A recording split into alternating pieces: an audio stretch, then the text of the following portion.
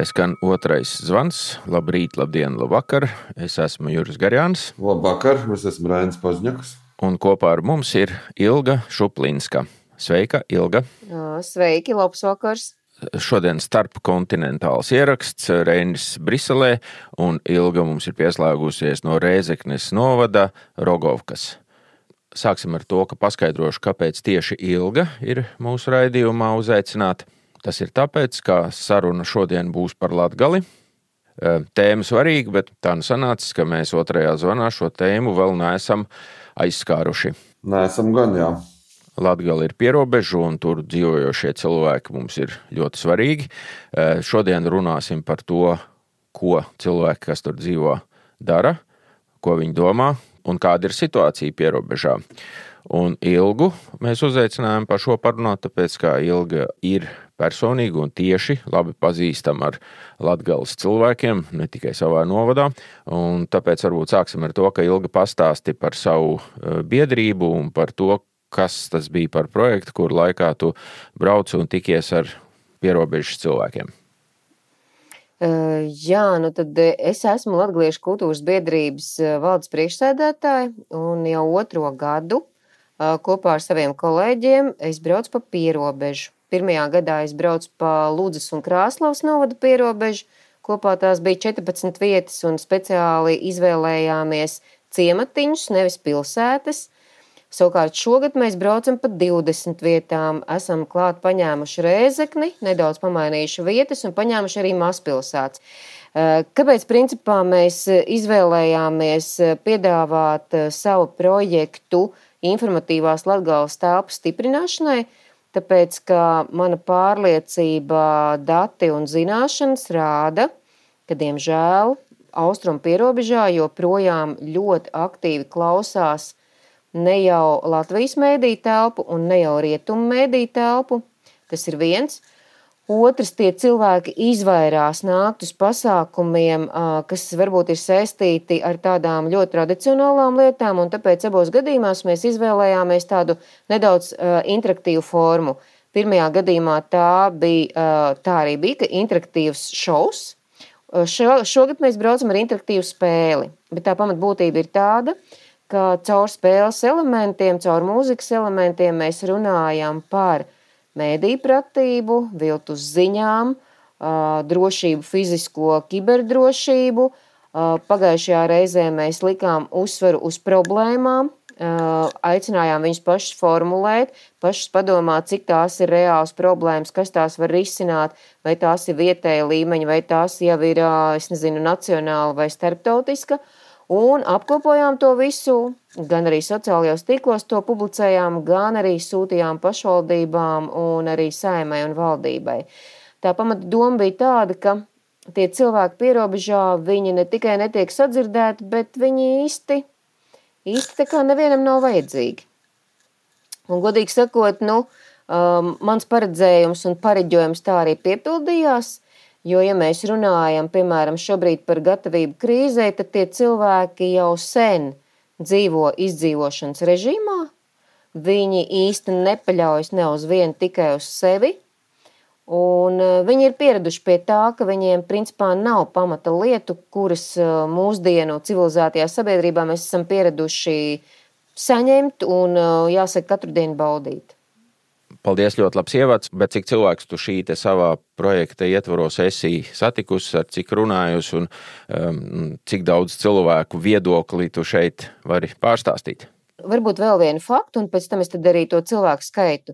Tad, ja pagājušajā gadā mēs konsekventi braucām svētdienās un mēģinājām satikt kopienas cilvēkus, tātad tādus, kas ir uz vietas un varbūt nav saistīti ar valsts iestādēm. Tas mums bija tā kā pamata uzstādījums, ka mēs gribējām pārliecināties, ka tieši kopienas cilvēki zina, nezina, domā, nedomā, viņus tas uztrauc vai neuztrauc jautājums.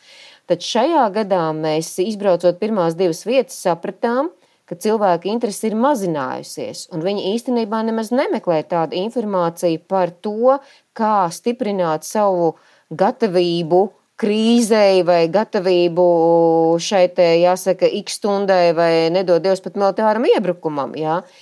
Un tā doma ir tāda, ka mēs nolēmām, ka mēs brauksim uz skolām. Un tad tieši šodien, es biju 2 Krāslavas skolās. Krāslavas Varavīksnes vidusskolā, pilnīgi bez zemteksta un bez Stambulas konvencijas, šāds ir nosaukums skolai. Un otra bija Krāslavas ģimnāzija. Krāslavas Varavīksnes skola ir bijusi mazākumtautības skola. Jā, tad tur ir pārgājuši šobrīd uz latviešu valodu, un, protams, ka tā publika bija diezgan pasīva, es teikšu. Jā. Bet skaita ziņā abās divās mums bija apmēram 80 vidusskolēni, vienā un otrā. Jā. Ja mēs braucam uz kopienu, tad pagājušajā gadā tās kuplākās kopienas bija Zilupē, kur bija apmēram 60 cilvēki, Šķaunē, kur bija 40, un Mērdzenē, kur bija ap 30. Jā, tas Latgalē ir vispār ļoti daudz. Šogad mēs aizbraucām, man šķiet, ka pirmajā reizē tieši uz Mērdzeni un uz Kārsevu. Mums katrā no šīm vietām bija pat 10 cilvēku. Mēs it kā mierinājām sevi, ka tie cilvēki, kas atnāk, tur ir vietējais, pieņemsim, iedzīvotāju padoms vadītājs vai tur skolas informācija tehnoloģijas skolotājs. Ka viņš ir tā kā vēstnieks un viņš tālāk to domu nodos un to mūsu vēstījumu. Bet te pašā laikā, protams, ka mums gribējās, ka ir vairāk cilvēku arī. Un šobrīd ar skolēniem, tad tas vidējais skaits skolēnu arī ir tā 70, 100. Malnavā 130, tā apmēram tas ir tas skaitlis, jā. Reini, tu arī pēdējā laikā regulāri braukā uz pierobežu uz Latgali kopā ar saviem Eiropas parlamenta kolēģiem, un vai tev arī savos braucienos iznāk satikties ar vietējiem cilvēkiem un paklausīties, ko viņi saka? Nē, ar cilvēkiem, diemžēl, pagaidām mēs tur nerunājam. Man ir pašam ir Daugavpilī vairāk, uz Daugavpilī es arī bieži braukājam, tur tāds birojs uztaisīts, kas nav gluži man, bet pilsoniskajiem aktīvistiem Daugavpils vieta, kur var pulcēties un darīt dažādas lietas. Un mēs ar deputātiem Eiropas bijām uz pašu tieši pierobežu, bet vairāk gan skatīties fiziski, kā tur izskatās nocietinājumi nēsošie, jāatzīst. Tā sajūta kopā bija visai depresīva pēc tā, ko mēs tur redzējām. Arī Rumānis beidzot saprata, piemēram, par ko mēs panikojam, un kāpēc mēs uztraucamies, ka tu pieeji pie robežas un tev pretī stāv plakāts Zapa Bedu liels, Grebņevā, tad viņi saprata, par ko mēs runājam, kāpēc mēs te panikojam viegli, teiksim, Eiropā un prasam, ka mums kaut kādu atbalstu īpaši vajag. Bet ar cilvēkiem, diemžēl, mēs tur nesanāca aprunāties, bet es domāju, ka tas viss ir labojams un arī to mēs izdarīsim nākamajās reizēs. Jo skaidrs, ka jāved, jo tā pieredze uz vietas ir ļoti iespaidīga. Pilnīgi mainās izpratni par situāciju citiem Eiropas valstu deputātiem. Ilga, kā tev pašai personīgi šķiet, kas ir lielāks risks? Tas, ka mums uz robežas nav gatavu šo te nocietinājumu plašo mīnu lauku, vai tas, ka tur ir maz cilvēku un ka iespējams liela daļa no viņiem domā kaut kādas domas, kuras mums nemaz nepatiktos zināt. Kas ir lielāks risks? Redziet, ir tā, ka pretmobilitātes līdzekļu uz robežas vismaz šobrīd tais parkos, kas ir gana daudz.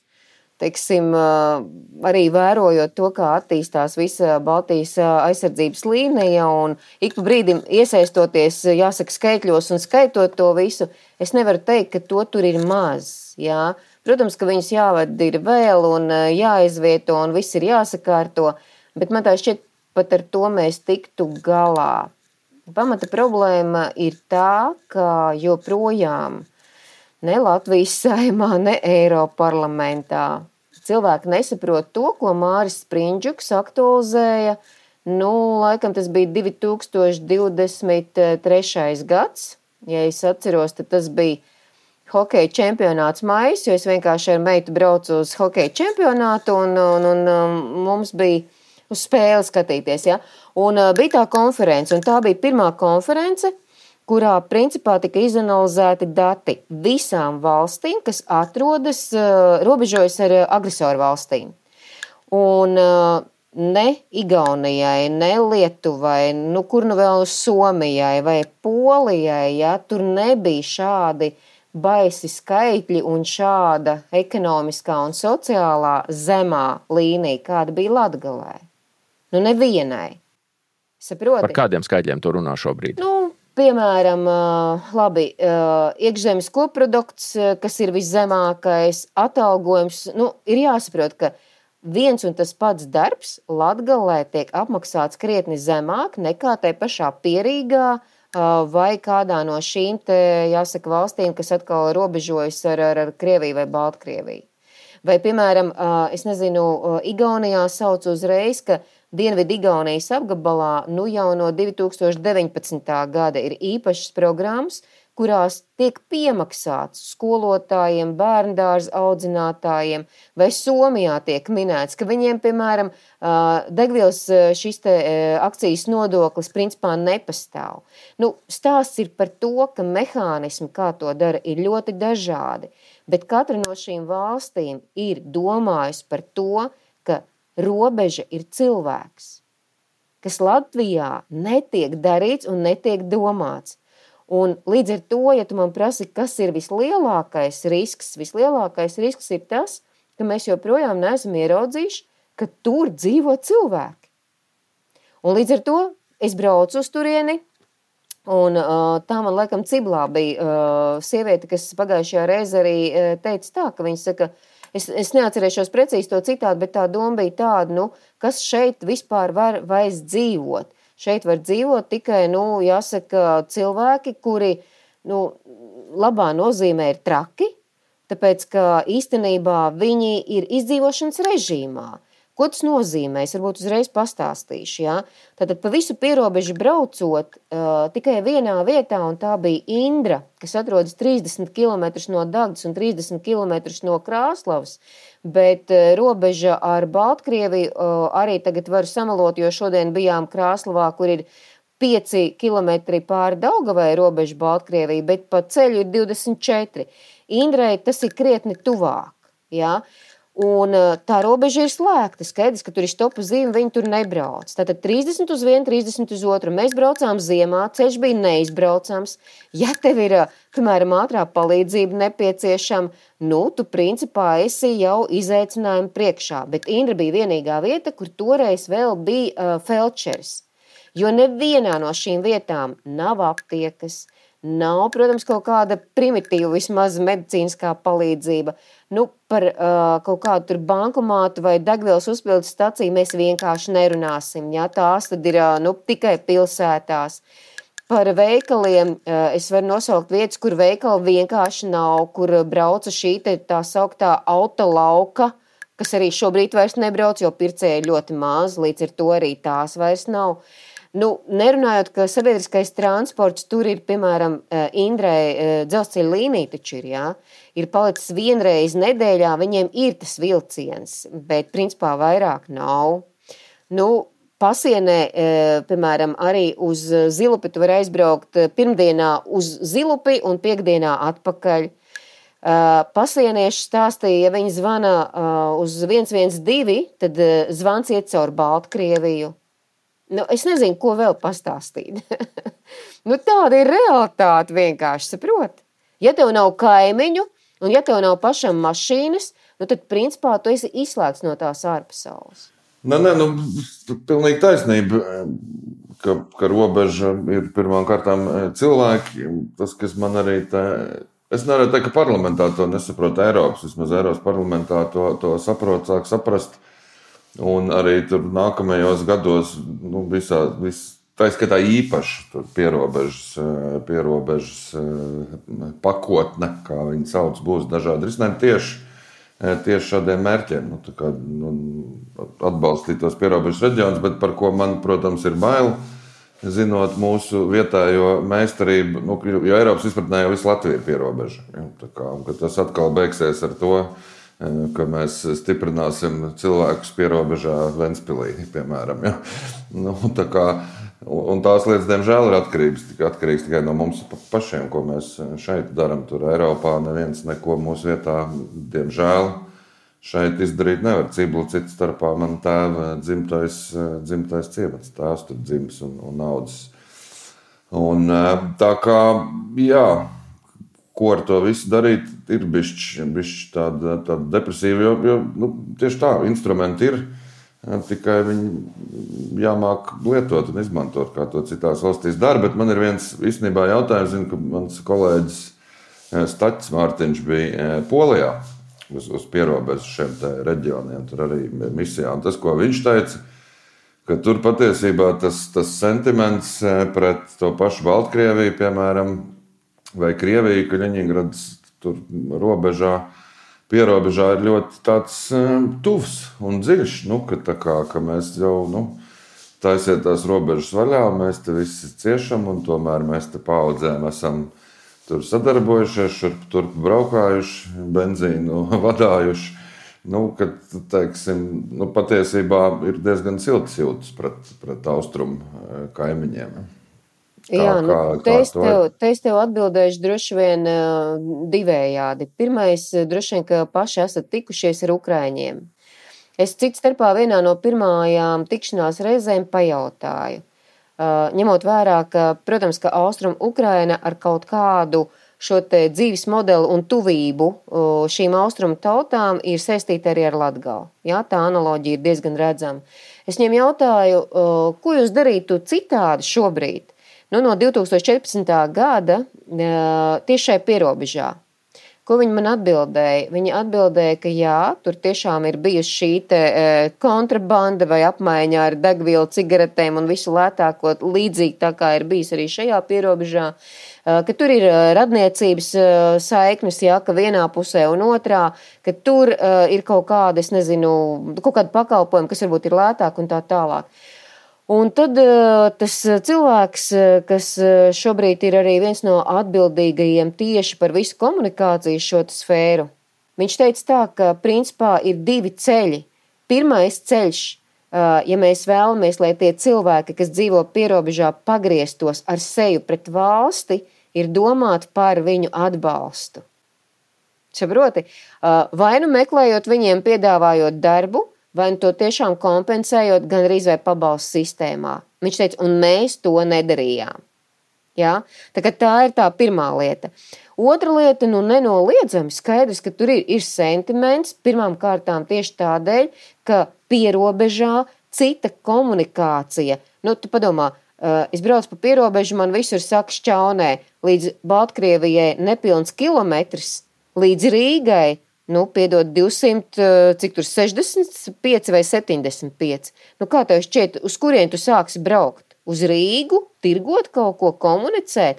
Nē, tu pāri robežai varēji to darīt brīvi. Jā? Tā kā tas ir izskaidrojums arī tīri ģeogrāfiski un vēsturiski.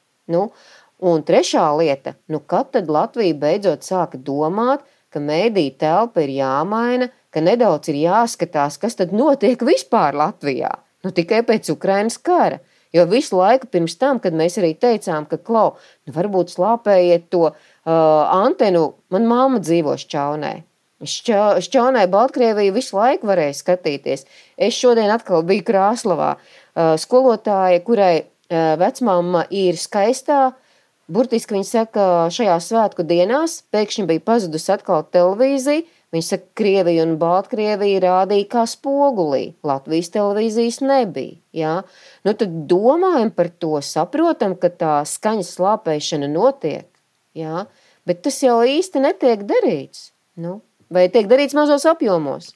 Reini, tev arī ir komentārs par šo? Nē, es tikai arī piebilstu par tiem šiem ukraiņiem un to mediju telpu. Tas, ko viņi teica 14. gadā, kas bija lielākā kļūda, neko nedarīt ar to mediju telpu. Ļaut viņu, un arī tagad, tas bija, kad laikam jau 2 gadu atpakaļ, kad mēs bijām, kad vēl pa Krovskā vēl kā reizi, kur tagad vairs nevar aizbraukt. Tad tur faktiski tas radio Doņetskas translēja jau dziļi iekšā Ukrainas teritorijā. Respektīvi, tā mediju telpa ir ierocis ļoti svarīgs, ko Krievi ļoti labi izmanto un mērķtiecīgi un apzināti izmantoja. Un mēs ar to, diemžēl, neko nedaram. Jā, tā ir. Un vispār Latvijas sabiedriskie mēdīji, vispār Latvijas mēdīji, es brīnos, kāpēc tas tā ir, bet piemēram, pierobežā tu ārkārtīgi ātri pie kuras robežas pie tam brauc, un viņi vienkārši beidz skanēt. Tu sāc, teiksim, Gulbenē var igauņu radio klausīties daudz vieglāk kā Latvijas. Ja? Kāpēc tas tā ir, nezinu. Tas varbūt nav nekāds liels jaunums, to mēs visi zinām, ka Latgale ir sociāli, ekonomiski aizmirsta, ka pierobeža ir salīdzinoši tukša, bet vai tas, ka valstī būtu kaut kāda nopietna programma ekonomiskam Latgales vai pierobežas atbalstam, vai tas varētu īsā laikā mainīt situāciju, vai sniedzot ekonomisku atbalstu tieši tur dzīvojošiem cilvēkiem, varētu mainīt viņu viedokli vai padarīt viņus par lielākiem patriotiem, vai tas nav tāds banāls mīts? Zini kā, es velku paralēlus ar Narvu un Igauniju. Un arī tur man ir, es tagad kādu laiku neesmu bijis, laikam pēdējo reizi tur biju 18. 19. gadā konferencē, un jūs zināt to statistiku, ka Narva, principā ir līdzīga tā kā Daugavpils, varbūt ar drusku labāku statistiku nedaudz, jā, bet godīgi sakot, tas dzīves līmenis tur ir augstāks, un viņu attieksme uzreiz arī pret valsti ir cita, jā. Ko es tev varu pateikt? Ja mēs to nesāksim darīt, tad mēs arī nesajūtīsim to drošības izmaiņu, bet tas nav vienas piemaksas vai tas nav vienas piešprices jautājums. Tas būtu jādara sistemātiski un visu laiku. Tāpēc tā drošība viņa patiešām maksā. Ja? Un cits starpā tas, ko mēs piedāvājām, laikam jau 2 gadi atpakaļ, 22. gadā Latgaliešu kultūras biedrība rīkoja starpkongresu. Un tas, ko mēs piedāvājām, iedot reģionalitātes koeficientu pilnīgi katram strādājošajam Latgalē. Tātad nevis tiem, kas nestrādā, nevis tiem, kas ir pensionējušies, kas it kā ir tas elektorāts, kas parasti balso, bet tieši strādājošajam. Kāpēc? Un apmēram, piemēram, 100 eiro mēnesī. Un kāpēc reģionalitātes koeficientu? Tāpēc, ka principā tā mobilitāte mums nepārtraukti maksā. Kāds teiks, arī Rīgā aiziet pie doktora, tev ir jāstāv rindā. Protams, ka ir jāstāv rindā, bet Latgalē tev vēl līdz turienei ir jātiek. Vienalga, kas tas ir. Vai tas ir zobārsts, vai tas ir doktors, vai tā ir elementāra bankomāta, vai tev kaut kādu papīru kārtošana kādā no iestādēm.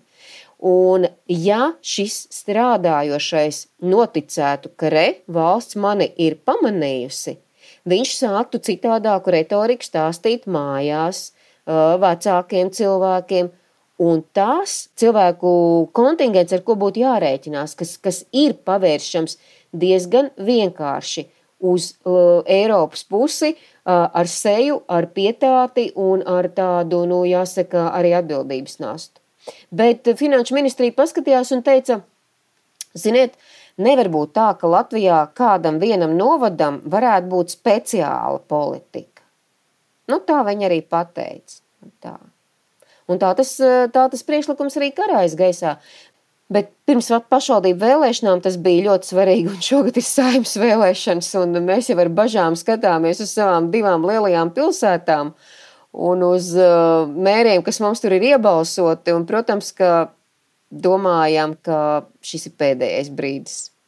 Tad jautājums ir tāds, vai ir iespējams īsā termiņā, 1, 2, 3 gados kaut ko tai situācijā mainīt, kaut kā pielabināties, vai tiešām viņu attieksmi vai noskaņojumu var vēl mainīt? Zin kā, atkal tur ir ļoti dažādi tie cilvēki. Mēs pa vecumiem varbūt varam skatīties, jo tās vecuma līnijas ir tādas, ka viņiem ir dažādas pieredzes, jā. Un kā es smējos, tad mans vecums un vecāki cilvēki, tie, kas tuvojas tam pensijas vecumam, jā, viņi ir ļoti droši. Viņi arī saka, neskatoties uz to, kas šeit notiks, es palikšu šeit, mana vieta ir šeit, es šeit esmu dzimis. Viņiem nav citas pārliecības, ja? Bet, saprot, viņiem arī nav tādas ticības, ka viņam kāds palīdzēs. Nav. Jā, viņi tā vairāk paļaujas uz sevi. Man ir savs pagrabs, es zinu, ko es tur varu darīt, ko es nevaru darīt un tā tālāk. Tad varbūt ir tie strādājošie, kas ir 40 un līdz te pensijai. Nu, viņi ir tādi, es teiktu, izteikti patrioti, jā, bet viņi nav daudz. Viņi ir uzņēmīgi, viņi ir šeit palikuši, viņi savu dzīvi ir iekārtojuši, viņi it kā ir sapratuši, ka atkal, varbūt viņa dzīvē viņi negrib vairs citus variants. Tie ir tie, kuriem vajadzētu ļoti, ļoti šādu te atbalstu. Jā, un viņi noticētu. Es atkal nezinu, vai tā ir kaut kāda programma, kas 1, 2, 3 gadi, jā, jo tu saproti pats, pa 2, 3 gadi tu nevari izlīdzināt to atšķirību, kāda ir visos parametros starp, piemēram, vidējiem Latvijas un kaut vai Latgales rādītājiem. To nevar 2 gados izlīdzināt. Nu, rādītājs varbūt ne, bet var taču to ambulanci atvērt, salabot ceļus vai nodrošināt sabiedrisko transportu. Zin kā, bet te ir vēl viena lieta. Šeit nedara standarta risinājumi. Piemēram, tas, ko es redzu arī, un patiešām es redzu, ka tas varbūt arī attīstās dažās pašvaldībās, tas pats dakteris vai tas pats pakalpojums, kas ir saistīts ar ārsta apmeklēšanu. Tur ir jābūt krietni kreatīvākai domāšanai. Pašvaldībai ir jāļauj veidot sistēmas, kas pielāgojas tā cilvēku prasībām, jo tu jau nevari laist to, ko saka reģionālie šie pārvadātāji. Viņa cieš nepārtraukti zaudējums. Kādēļ? Tādēļ, ka tajā maršrutā tev arī būs 1, 2 braucēji regulāri katru dienu. Tā kā tu to nevar darīt, bet ja tu ļautu pašvaldībai, ko starp citu pašvaldībai neļaujot, tiek uzskatīts, ka tādā veidā viņi izkropļo šo te ekonomiku un visvairāk jau uzņēmēju darbību, ja, viņiem neļauj, piemēram, izmantot pašvaldības transportu, piemēram, tu ved bērnus uz skolu.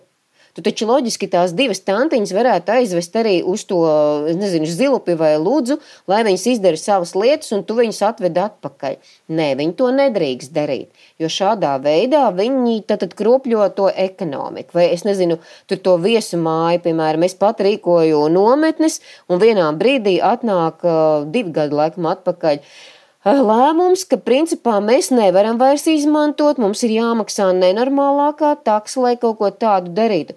Bet, saprot, tā maksāt spēja Latgalē ir zemāka atkal nekā Pierīgā.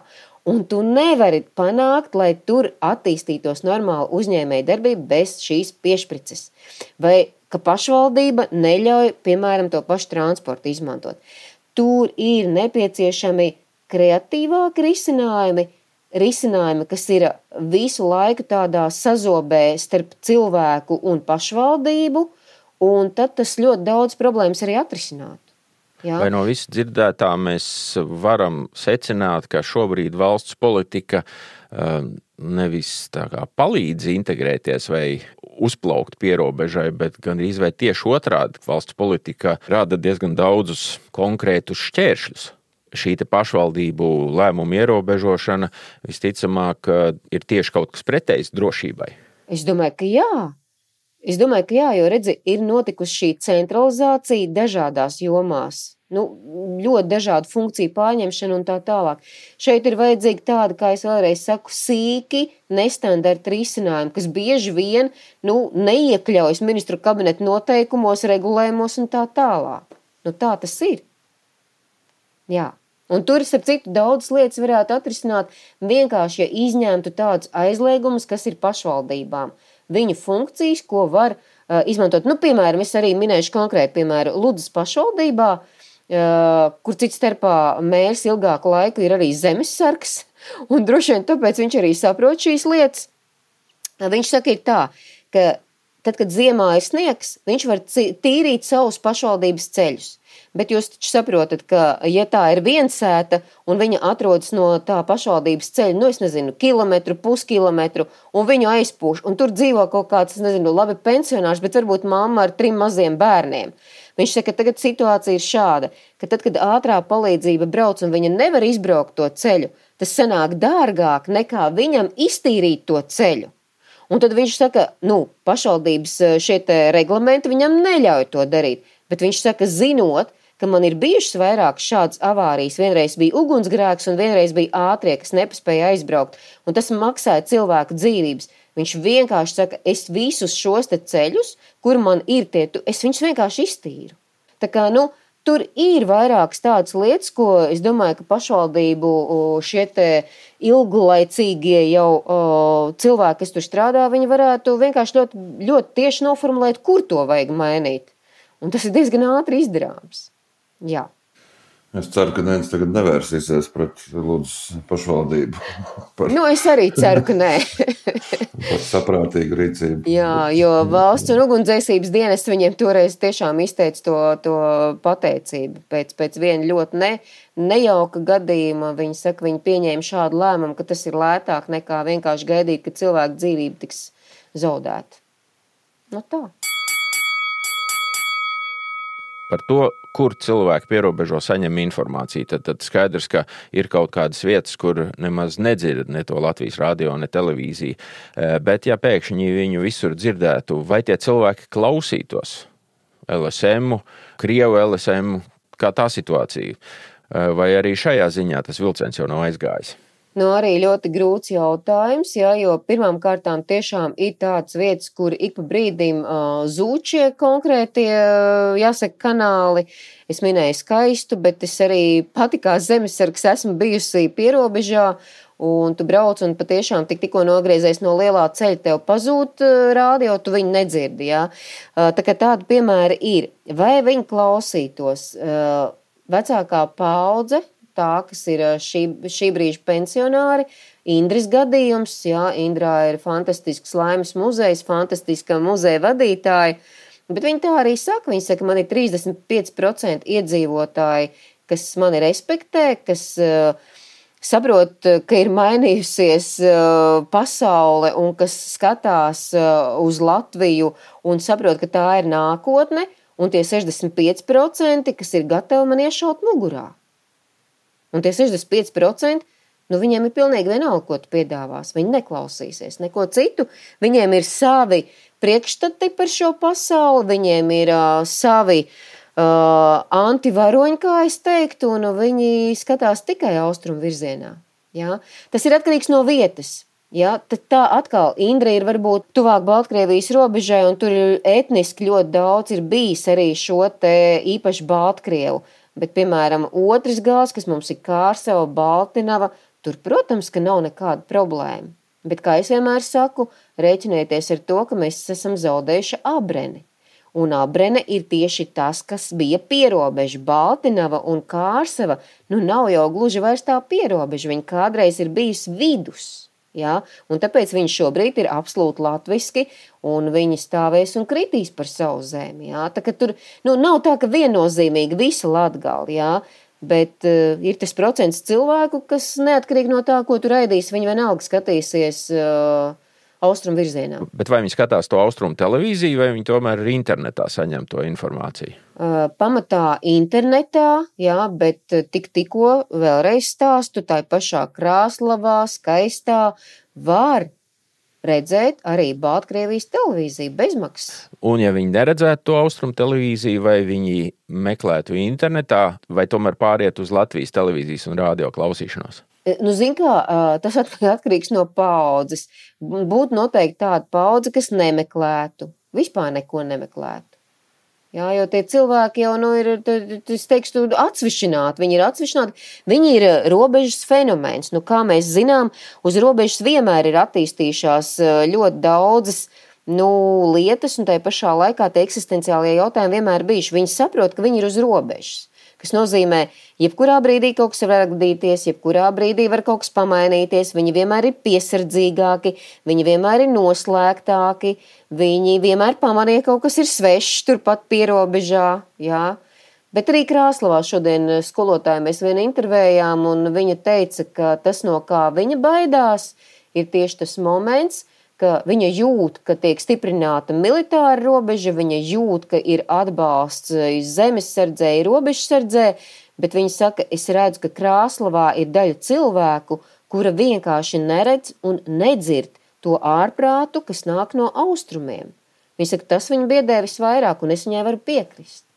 Ja, un tas veids, kā mēs redzam, teiksim, kā to var mainīt, pat tiešām ir ar šo sociālo un ekonomisko atbalstu.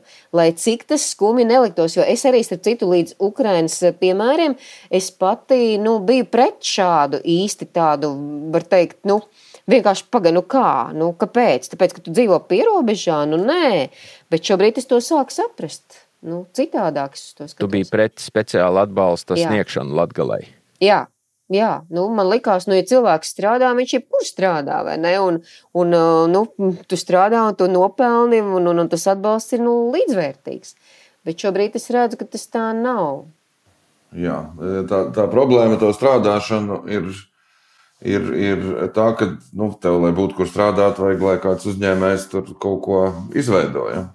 Un tā ir tā problēma, ka pierobežā ir artilērijas šāviņa attālumā. Neviens beig naudu guldīt iekšā negrib, lai kaut ko atvērtu. Ja? Un tas ir tas, kas vajadzīgs tajā pierobežas reģionā. Kaut kā nodrošināt un atbalstīt uzņēmējus, ieguldīt. Cits starpā Ukrainā tādas programmas darbojās, ja, ka tev jebkuru investīcija Ukrainā vai ražotnē vai kur tev nosacīt apdrošina Eiropas komisija. Ja? Tev nav nekāda riska viņu pazaudēt. Un tas pilnīgi noteikti tas, kas arī tādā pierobežā būtu jādara, lai tev tu Juri, vērtu vaļā tagad biznesu pierobežā. Lūk, tieši par to ir stāsts. Mēs esam tādā paradoxālā situācijā. No militārā viedokļa ir ļoti izdevīgi, ja tur gar pierobežu nebūtu neviena cilvēka, tur nebūtu nekādu ceļu, tur būtu purvi, kas ļoti palīdzētu mums karot un aizstāvēties tajā teritorijā. Un no otras puses mēs visu laiku runājam par Latgales vai pierobežas attīstību, tur ir visādi plāni par miljoniem. Tas ir atkal pretējais virziens, tur ir runa par atbalstu cilvēkiem, lai viņi tieši tur dzīvo un saimnieko. Un ir tāda sajūta, ka valsts īsti nav izlēmusi, ko tad mēs tur īsti ierīkojam. Tad, ja mēs esam par purviem un par pāraktējiem ceļiem, tad jāsaprot, ka tiem cilvēkiem tur būs grūti dzīvot. Un tieši tas pats jautājums par robežu. Mēs šeit esam par robežu pilnīgu un totālu slēgšanu abos virzienos, nekādas kustības un nekā, bet ko tie, kas tur dzīvo, par to domāt? Kā viņi uztver šo te robežu pilnīgu aizvēršanu? Atkal, Juri, te ir divas sabiedrības daļas. Es pati biju tajā sabiedrības daļā, kas šī gada pavasarī devās uz robežu, lai piketētu par robežu slēgšanu. Ja? Un tā bija, zināmā mērā Latvijas finiera uzņēmēju ideja. Viņi tā kā arī nāca ar iniciatīvu un nevalstiskais sektors to atbalstīja. Bet lielākā daļa cilvēku noteikti par to nebūtu sajūsmā. To mēs redzam arī no sociālajiem medijiem un komentāriem, kas parādās gan par to, ka, piemēram, šobrīd tiek ierobežota šī satiksme autobusu kustībai, gan par to, kad slēdz šos turisma maršrutus, viņi noteikti nebija par to sajūsmā.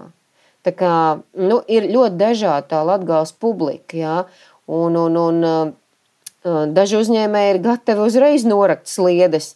Daži atkal saka, un man pazīstam, piemēram, siera ražotāji, viņi saka, paga, bet gar manām mājām iet sliedes, viņas kādreiz bija pilnas. Es visu laiku dzirdēju, ka tur iet vilcieni, šobrīd jau tāpat neiet, ko te jūs tur vēl raksiet. Ja? Ļoti pretrunīgi ir sabiedrība šobrīd. Ja? Ļoti pretrunīga. Un, Reini, ko tavos laukos tur Briselē teiktu, ja Latvija izdomātu robežu tā aizvērtā pavisam? Kā tādam Eiropietim izklausās tāda ideja? Kā pirmkārt poļi, lietuvieši izdarīja tā nesen. Vai tad poļiem tur ir tā, ka pilnīgi nekas netiek cauri? Jā, tad, kad bija tā pilnīgi, viņi aizver un atver, un šobrīd ir lietuvieši, piemēram, ļoti nikni uz poļiem, tāpēc, ka, kad lietuvieši aizvēr to robežu, tad Baltkrievijā tur tās fūras, viss tur paņēma pa ķilniekiem, Lukašenko, un poļi, teiksim, tur tā vietā, lai kaut kā solidarizētos, teiksim, atver tieši robežu ar Baltkrieviju. Bet to var izdarīt, un tā ir tā problēma, ka Jo mums jau ir kādi argumenti, lai gan mēs aizvērsim, tad ar Lietuvu brauks. Ja, vai, kad nevar vienoties, jo ja var, tad jāvar visiem ciet. Bet Leišiem jau vēl ir tā īpatnējā situācijā karaļaučiem un ar to tranzītu. Ja to aizver, tad Krievi tur anklāvā badā mirst. Pa jūru airē un ved. Un Leišiem patiesībā situācija ir sarežģītāka nekā mūsējā. Viņi tomēr ir tālāk tikuši. Tie mūsu attaisnojumi netaisīt ciet robežu izklausās daudz bērnišķīgāk. Nav, bet Somija, piemēram, to ir izdarījusi. Bez problēmām. To var izdarīt. Tas ir acīm redzot, vienkārši kādam nesevišķi izdevīgi, kas joprojām turpina tur sadarboties. Un arī, protams, liedēm runājot, ko arī tur militāristi, ka mēs bijām pierobežā, saka, pie tam mums ir 3 tie atzeres lieži, 3. Ka vismaz 2 pārokam tagad, un tad to 3, tad, kad vajag. Un ka viņi to jau arī diezgan ilgu brīdi mēģinot pierunāt, izdarīt, bet diemžēl nekādas darbības tur nenotiek tā virzienā. Jā, mēs gribētu zināt, kurš ir tas, kurš mēģina pierunāt un kurš ir tas, kuru nevar pierunāt. Vajadzētu kaut kā tos uzvārdus studijā. Bet ilgi atpakaļ pie tēmas, vai tu noticētu, ka ja valsts nopietni pie jautājuma ķerās, iesaist cilvēks tādu kā tevi, kura zina, kas notiek pierobežā, kā ar tiem cilvēkiem runāt un sākt nevis tikai runāt, bet reāli darīt, tad varētu pagriezt tos pierobežu cilvēku prātus drošības un valsts interešu virzienā. Un tos cilvēkus var pārliecināt, ka sliedas vajag uzspridzināt, ka uzbērumus vajag norakt un ka uz robežu jāuztais dzelzs priekškars. Es teiktu, jā, 50-60%. Kādi 30-40 paliktu tādi, kas nav pārmaināmi, bet es teiktu, jā, mēs dabūtu vairākumu. Es ticu tam, kāpēc es tev teikšu uzreiz. Tāpēc, ka, atkal strādājot ļoti dažādos auditorijās, lai cik tas skumi neizklausītos, ja, es vienkārši redzu, ka tie komentāri pamatā jau ir sociāli. Tas visu laiku sitas cauri, vienalga kādu tēmu tu skaties sociāli. Tāds cilvēku neapmierinātības faktors viņš dominē. Tas ir viens. Un otrs, lai cik skumi tas neizklausītos, ņemot vērā, ka es braukāju arī ļoti daudz pa skolām, Latgalē pa skolām, brīžiem globalizācijas tendences rāda, ka cilvēkiem nav tik svarīga savas valsts apziņa. Viņiem ir svarīgi, ka viņiem ir šajā brīdī labi dzīves apstākļi, viņiem ir komforts, viņiem ir pieejams tās lietas, ko viņi grib. Un es nezinu, pavērojot jauno cilvēku tendences, vai viņu izvēle krīt dzīvot Latvijā. Viņu izvēle krīt dzīvot tur, kur viņiem ir labi atmaksāts darbs, kur viņiem ir apstākļi labai dzīvei. Ja? Man šķiet, ka tā sociāla-ekonomiskā faktora dominante mūsdienu jaunajos cilvēkos ir ļoti izteikta. Bet tas ir, par šito man bija ļoti arī ilustratīva tikšanās skolā, tas gan bija Pierīgā, teiksim tā, bet tas bija tik uzkrītoši un dīvaini tajā laikā, ka es tikos vienu klasi, visi vienaudži, ko 10 vai 12 tie jaunieši bija, tad ap 12. klasi. Un viņi sēdēja tāds precīzi mūsu politiskais spektrs. Teiksim, tādā ziņā, ka ir pāris jaunieši, kas ir absolūti nacionāli patriotiski, kas ies dienēt, kas tur visu gatavi mirt kaut tūlīt, ja vajag par valsti. Un tad ir, protams, tur tādi dažādi, vēl dažādi. Protams, ir arī tādi, kas, kāda starpība, kāda valsts, ja tur galvenais brīvība, ja, ceļošana un cilvēktiesības. Ja. Tā kā dažādi, tie jaunieši ir ļoti dažādi, droši vien tāpat kā visa sabiedrība, tas man, jāsaka, priecēja, ka tomēr bija diezgan daudz arī tādi izteikti patriotiski tomēr. Tā kā nav tik bezcerīgi ar viņiem. Nē, noteikti nav. Starp citu par to, cik traki ir, vai tu Ilga zini tos skaitļus, salīdzinot ar to brīdi, kad parāva vaļā Eiropas robežas un ļoti daudz aizbrauc, īpaši no Latgales ļoti daudz aizbrauc, vai tas iedzīvotāju skaita samazinājums vēl joprojām ir ar kādu ļoti sliktu dinamiku, vai tur jau kaut kā tā kā ir apstājies, un cik ir cilvēki, tik arī ir un paliek tur? Ir tā, ka pēdējo 2 gadu statistika liecina, ka, piemēram, Līvānos ir pozitīva tendence, pateicoties tur esošajiem eksportētāji šiem te uzņēmumiem. Jā, tad tur ir pozitīva tendence, un tad ap lielākajiem centriem, pieņemsim, Rēzekne, kas mani pārsteidza ap Lūdzu, arī veidojas tā kā pozitīvas mazas saliņas. Bet tur tie pozitīvie faktori vairāk ir arī saistīti ar Ukrainas bēgļiem. Jā, tad vienā brīdī Ukrainas bēgļi iedeva pozitīvu statistiku un nelielu pieaugumu iedzīvotāji. Nē, nav tik dramatisks šis te kritums, bet ir skaidrs, ka jaunie cilvēki neizvēlas palikt Latgalē, jo to darba vietu ir tik, cik viņu ir.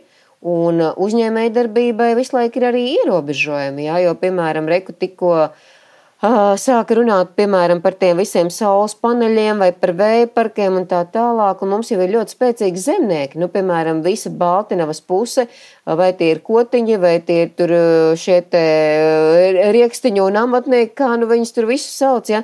Viņi visu zemi apsaimnieku, un viņi saka, mums pietrūkst teritorijas, mēs vēl varētu to darīt. Un viņi bija tie, kas arī bija gatavi attīstīt šīs jaunās tehnoloģijas, bet atkal, protams, ka militārais un šis drošības fonds nospēlē, ka noteiktā zonā tu vispār to nevari attīstīt. Un līdz ar to arī šis viņiem iet secen. Jā? Tā kā, tur to problēmu ir ļoti, ļoti daudz, un, tāda ir tā statistika. Ja godīgi, mans viedoklis ir tāds, ka pierobežu uztaisīt par ārkārtīgi ekonomiski aktīvu un plaukstošu zonu nevar, ka drīzāk mums šobrīd būtu jādomā par to, ka ar kaut kādiem mērķtiecīgiem atbalstiem un atvieglojumiem uzlabot viņu dzīvi, ikdienu sadzīvi, un tad, ja tur kādam tiešām ir tā dūša, nedaudz palīdzēt arī pie visādiem mazajiem biznesiem, lauksaimniecības biznesiem, mežiem un tā, kā varbūt tur pierobežā būvēt milzīgas rūpnīcas, tas nav nopietnas plāns. Ne līdz galam piekrīt. To, manuprāt, kā reiz tur varētu dotēt rūpnīcas. Jā, bet par kādu pierobežu mēs runājam? Mēs Daugavpilu un Rēzekni saucam par pierobežu vai ne? Nē, skaidrs, bet saprot, ja tev ir attīstās kaut kādi centri, kaut kādas pilsētas, ja viņām jau apkārt tas perimetrs arī, līdzīgi kā Rīga un Pierīga, piemēram. Un īstenībā Liepāja, labi, tur, protams, ir osta, bet tur jau tāpat ir speciāla ekonomiskā zona, ja, kas jā, bet loģistika ir svarīga. Jā, Protams. Bet tev nav nevienas ārkārtas šosejas, tev nav lidlauka, tev nav arī dzelzceļa šajā brīdī, principā. Jā. Nē, protams, bet redz, Liepājā šobrīd jau zina, ļoti daudz ģimenes, kas vienkārši pārceļās no Rīgas uz Liepāju, tāpēc, ka tur ir darbs, labi apmaksāts darbs. Ja? Un tas ir atslēga. Protams, ka tas nav ne ātri, ne vienkārši un īstermiņā droši vien tā varētu būt vienkārši dotēšana, bet principā man šķiet, ka ir mehānismi, ar kuriem arī var īstu biznesu, teiksim, tur veidot un attīstīt. Es ar to biju domājis, ka to pierobežu joslu, tiem 15, 20, 30 kilometriem, tā ir jāuztver kā ļoti īpaša zona, un tur vienkārši jāatbalsta, ka viņi tur uzturās un skatās, kas notiek apkārt un uzman un vispār kāds tur ir. Un valstī vajadzētu skaidri nokomunicēt ar cilvēkiem, kur ir mums tie prettanku purvi un kur mums ir kaut kādas zonas, kurās mēs tomēr attīstam kaut kādu ekonomiku un naudu tērējam dzīves apstākļu uzlabošanai. Nē, bet saprot, ja tev, piemēram, ir teiksim, rūpnīca 50 km no tavām mājām, piemēram, un tev, nezinu, par to, ka tu dzīvo tajā 30 km zonā, teiksim, ienākuma nodoklis nav jāmaksā, piemēram, ja? Tad tu tur labprāt dzīvos, jā. Jā, protams, tātad vispirms atbalstīt cilvēku palikšanu un dzīvošanu tur un iedot viņiem kaut kādā aizsniedzamā ar automašīnu vai ar autobusu aizsniedzamā attālumā iespēju strādāt. Jo mēs vēl joprojām turpinām to pašu, ko nezinu, cik gadus jau runājam par Latgali, apkārt runājam par to pierobežu stiprināšanu, bet uz vietas tur cilvēki redz varbūt pastiprināt NBS un zemesarga klātbūtni, bet tā viņa sadzīve un ekonomiskā situācija nemainās un labākajā gadījumā nekļūst sliktāk. Saprot, nav tā atbalsta, jā, tikko izsita, bet es nezinu arī, vai tas darbojas vai nedarbojas. Piemēram, kā mēs smējamies aiz Aiviekstes uz Latgales pusi, nebija iespējas jaunajiem cilvēkiem paņemt kredītu kaut vai mājokļa būvēi.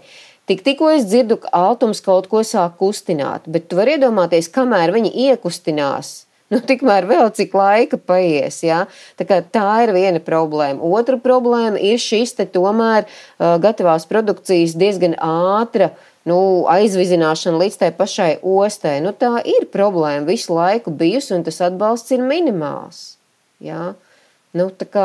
Tur ļoti daudz lietas, kas vienkārši gadiem ilgi visi to zina.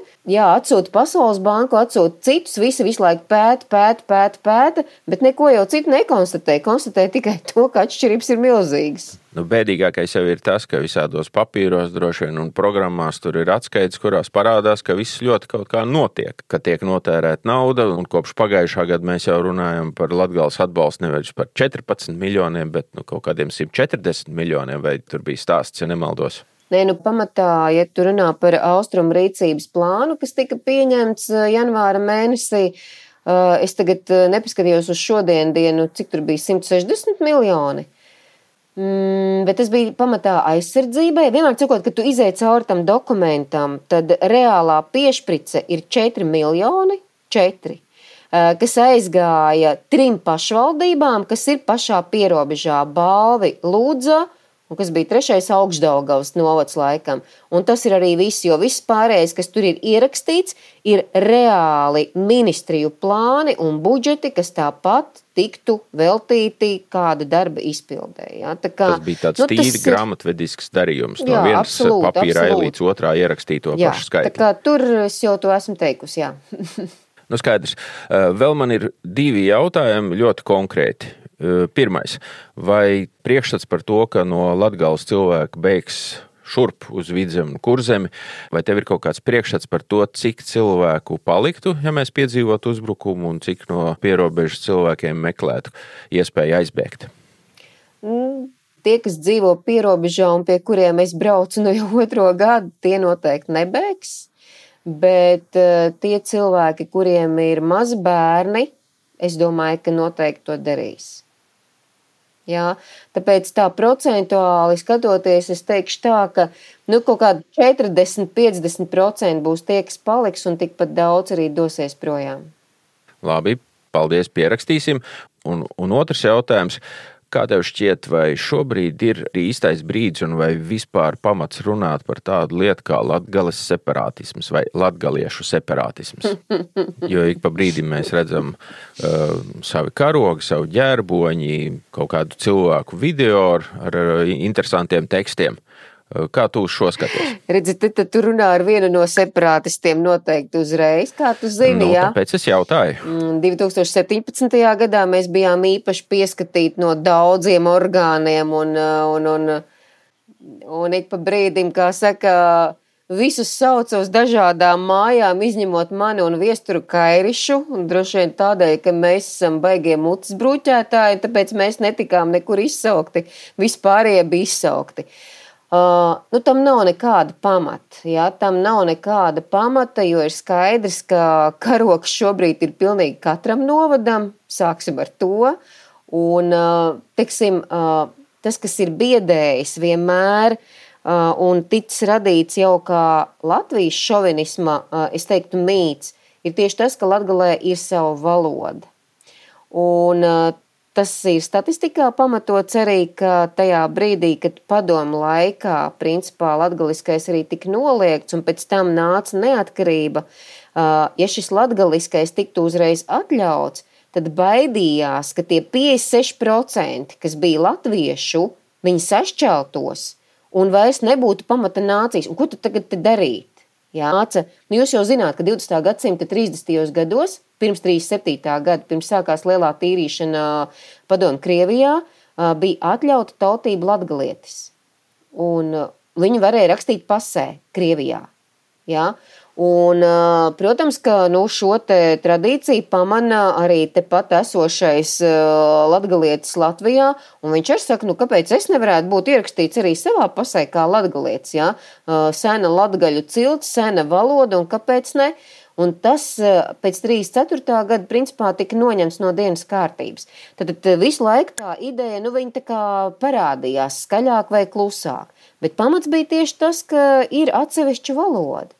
Un tajā brīdī, kad 34. gadā pirmām kārtām jau Ulmans viņu aizliedza, tad padomu laikā viņi tika noklusēti, un tad nāk neatkarība, un pēkšņi tev atkal saka visu laiku, nē, vispirms attīstīsim literāro valodu, tad varbūt kaut kad to latgaliešu, jā. Nē, vispār tā nav latgaliešu, tā nav valoda, tas ir dialekts. Un īstenībā, politiķiem tas var būt dialekts vai valoda, bet, teiksim, tā kā es esmu filologs, un visu laiku brauc arī pa šīm te mazo un reģionālo valodu konferencēm. Tikko biju Dienvidu Igaunijā, kur veru valoda ir iesniegusi Saeimā savu prasību pēc valodas atzīšanas. Ja? Mēs ļoti labi redzam, ka principā tās ir valodas pēc visām pazīmēm. Ja? Tā ir tā baile, bet latgaliešu separātismam vispār nebūtu nekāda augsne, ja respektētu latgaliešu valodu atsevišķās funkcijās. Un tās ir ļoti daudzas, ko Latvijas laikā līdz Ulmanim arī realizēja. Un Reini, vai tev ir viedoklis par latgales separātismu? Man ir, es daudz, klausoties, daudz domāju, un arī tur mēģinu paralēlis vilkt varbūt ar Ukrainu, tur gan nav tā, piemēram, Ukrainā ņem Harkivu, piemēram, kas ir, viņi ir krievalodīgā praktiski pilsēta, un tāds krievgais reģions, bet neviens no viņiem, viņi neuzskata sevi par ukraiņiem. Ja? Un faktiski viņiem tas naids pat vēl, vai tas cīņas pats ir daudz lielāks šobrīd, tieši tāpēc, ka viņi it kā varbūt gribēja vēsturiski draudzēties ar Krieviju, ja? Bet Krievija viņu sāk bombardēt. Tas dubult naids, bet respektīvi īstenībā, ko es ar to gribēju teikt, ka varbūt tāds kā reiz varbūt veicināt tādu lokālu patriotismu Latgalē. Tā skaitā, ka tas kā reiz varbūt stiprināt arī mūsu kopējo Latvijas drošību, nevis tur mēģināt viņu apkarot, saukt par separātismu un noliegt esamību.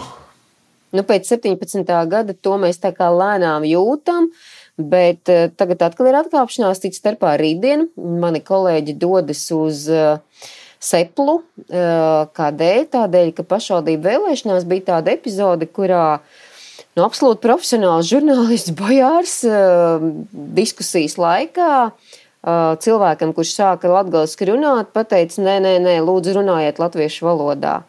Un cits starpā valsts valodas likums nosaka, ir 3. pāns, kurā ir ļoti skaidri rakstīta 4. daļa, kas ir latgaliešu valoda. Latgaliešu valoda ir zem panta, ka Latvijas valsts valoda ir latviešu valoda, un tur apakšā ir latgaliskais ar tekstu, kas bija politiskais kompromiss, un ieraksts ir šāds, ka latgaliešu valoda ir latviešu valodas vēsturisks paveids, un valsts gādā par tā attīstību, saglabāšanu un aizsardzību. Un toreiz neierakstīja atkal šo te, ka latgaliešu valoda ir. Kādēļ? Tādēļ, ka baidījās, ka sev otras valsts valodas status pieprasīs krievvalodīgie. Un tā visu laiku mēs tiekam tā kā, ēnā ielikti mazākumtautībai un saka, nē, vēl šoreiz pagaidiet, vēl šobrīd vēl kaut ko mēs te gaidīsim un tā tālāk. Bet tur es Rēnim absolūti piekrītu. Latgaliskā celšana ir arī drošības stiprināšana. Un šeit parādās vēl viena tāda interesanta tēma. Mums vēsturiski ir sanācis tā, ka tas latgales un latgaliešu jautājums vienmēr ir bijis kaut kā salīmēts ar to mūsu austrumu kaimiņu. Un šobrīd ir pilnīgi skaidrs, ka tur aiz robežas mums ir cilvēkēdāju slepkavu laupītāju režīms, kurš mums ir vitāli bīstams, un mums ir beidzot vienreiz jāatdala šis jautājums par krievu valodu, viņu avīzēm un viņu tiesībām un visu pārējo jāatdala no jautājumu par latgaliešiem un latgali.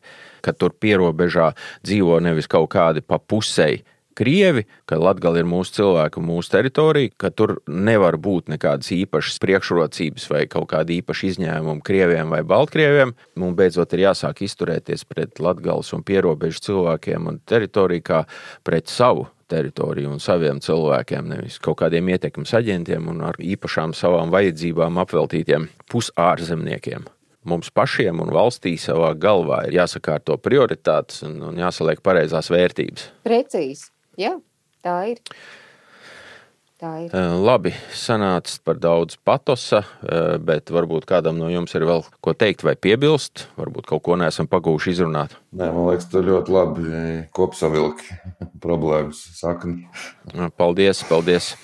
Vārds sakot, problēma ir tāda, ka valstī ir jāsaprot virziens, kurā mēs dodamies, un tad arī kļūst skaidrāks, kas ir jādara, un kļūst skaidrāks arī, kas ir jāstāsta saviem cilvēkiem, gan pierobežā, gan šeit. Jebkurā gadījumā skaidrākai retorikai un skaidrākai komunikācijai un proaktīvai komunikācijai ir jābūt visu laiku. Ne tikai latgaliskajos un ekonomiskajos jautājumos, bet arī drošības, jā. Man šis kaut kā beigās aizvilks to domu, ka patiesībā mēs varbūt prasam un gaidām no cilvēkiem, ka viņi, teiksim, mirs par Latviju.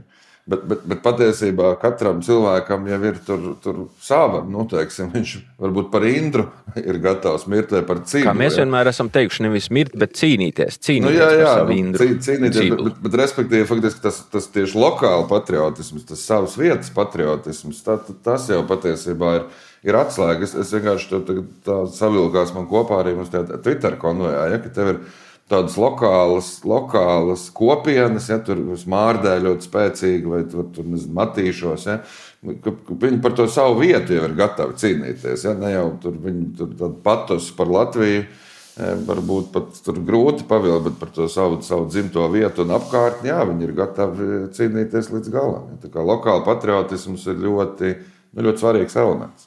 Precīzi.